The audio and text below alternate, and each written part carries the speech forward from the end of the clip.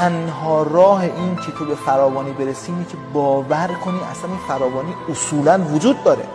وقتی باورت این باشه که پول نیست، مجبوری که از راههای نادرست به پول برسی، چون باورت اینه که پول نیست، نعمت نیست، موقعیت نیست. حالا یا باید با رانت برسی، یا باید با دزدی برسی، یا باید کلاهبرداری کنی.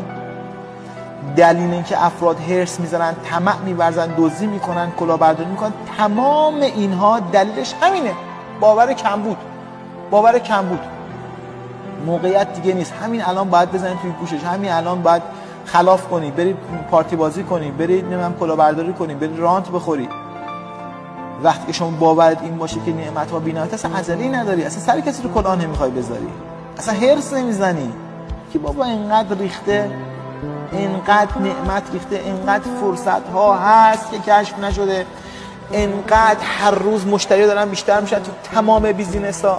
اینقدر شما حساب کنید قبلا مثلا توی هر محله یه سوپرمارکت کوچیک بوده، الان ببینید چقدر سوپرمارکت تو هر محله اضافه شده، چقدر هایپر مارکت زدن، چقدر فروشگاه بزرگ زنجیره‌ای زدن، چقدر آنلاینه، چقدر آفلاینه، همه‌شون هم دارن در واقع میفروشن و مشتری خودشون دارن. چرا این اتفاق افتاد؟